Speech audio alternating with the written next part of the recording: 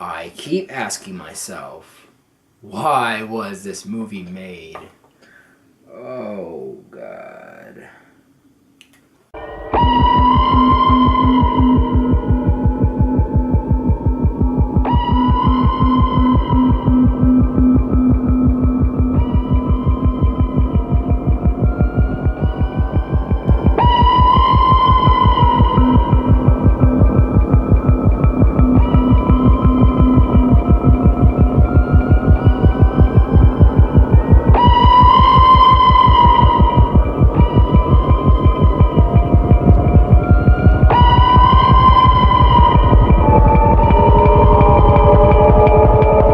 So Alien 3 is a sequel to James Cameron's movie Aliens, and this time it's directed by David Fincher. This is also David Fincher's first film ever to be directed, and later on he would go on to make awesome films such as Fight Club and Seven. But in terms of this movie was an absolute disaster. When I first saw it, this movie was not as bad. It actually left a heavy impact on me. It made me feel sad because it ended my favorite character Ripley's storyline. But as I watched the movie over and over, as I age over time, this movie does not age well. It's one of the worst movies in the Alien franchise. It's one of the worst in the universe if you include spin-offs. This movie is just horrible. So the story of Alien 3 goes that Ripley, Hicks, Newt, and Bishop are on the way back home, or that's what I presume because they never explained in the film, and they're all sleeping in their cryo chambers.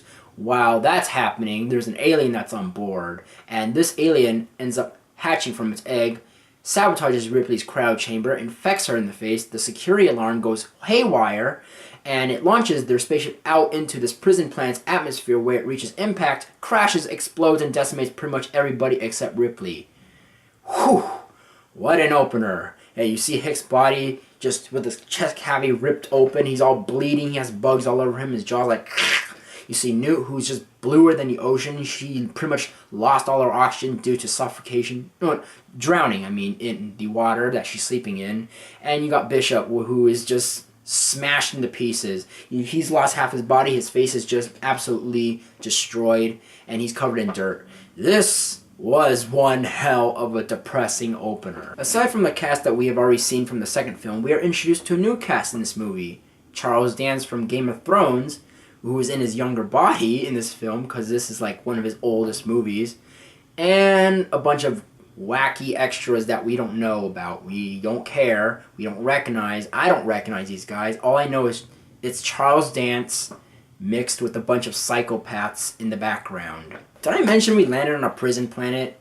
And you'd think that we'd have some exploration as to what's living on this planet or what has happened on this planet. But nope.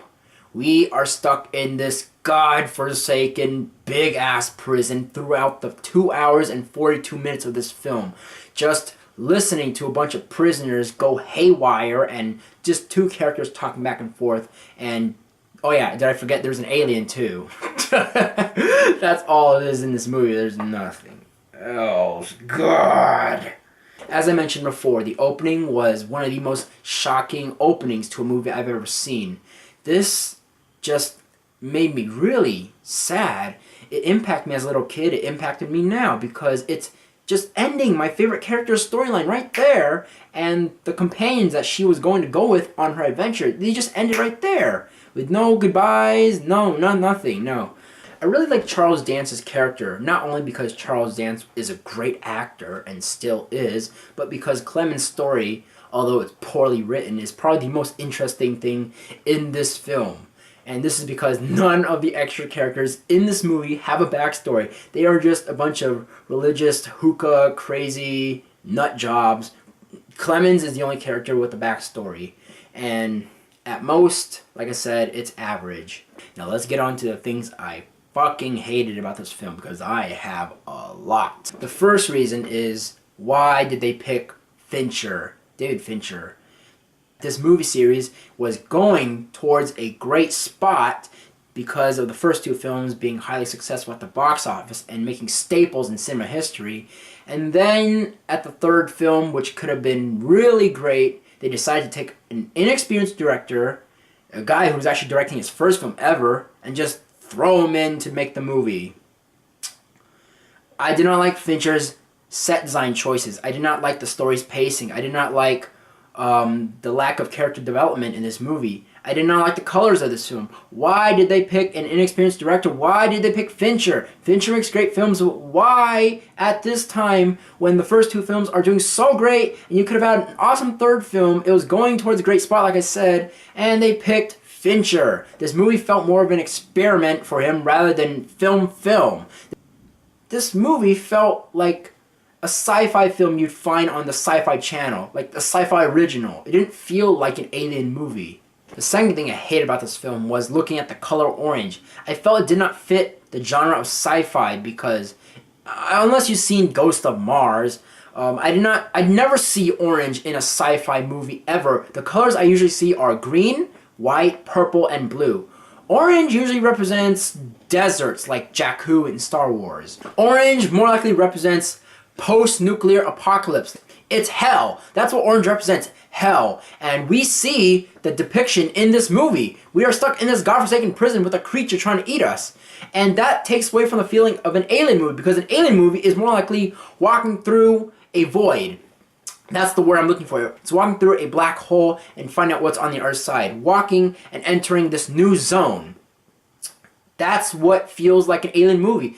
And green could have also worked in this film, such as we are entering a universe we don't know about, and we are exploring the grasslands for the first time. The third and last thing I did not like at all about this movie was the alien. Okay, so in this movie franchise, the alien is basically the icing on the cake. If your alien fails, your movie will not do well. And the alien in this movie is pretty bad. The effect looks awful. It looks undone. It looks like an unrendered 3D animated model that feels more like a Warner Brothers cartoon than an actual alien. When it first hatches, I was like, whoa. It's like, it has pink skin. It might even be a new species. At the beginning of that, before that even, we see a queen facehugger, according to Wiki. But no, this is wasted potential. And the alien, when it escapes after the ceremony, we flip back and forth after the ceremony finishes, the alien walks off and the animation looks horrid. Does not work with the background. It looks, like I said, unfinished. It looks unfinished. Awful. They did give it some awesome characteristics like spitting acid and shedding skin. But that was basically it. I mean, I actually liked the acid idea, but they did not expand anything on this alien. It's just the first film again, but shittier. When I saw this film as a little kid, it interested me. It depressed me because this was the end of Ripley's storyline. And it was not that bad. But as I watched it over time, and over time, and over time, this movie was worse than I thought it would be. It could have been better had Fincher not directed this film. And had they gotten better story writers, we could have had an awesome trilogy. But no! So, the final grade I'm going to give this movie is a D-. And I'm going to slap on a failed potential sticker. Because this movie could have been great. It could have been one of the best trilogies to this day. Okay, anyways, I'm done here. So, what do you guys think about this film? If you hated this video, leave a dislike. If you liked this video, leave a like. If you want to talk about this movie, drop a comment below. I'll be looking at it. And if you want to see more from me, hit the subscribe button, and I'll see you guys next time.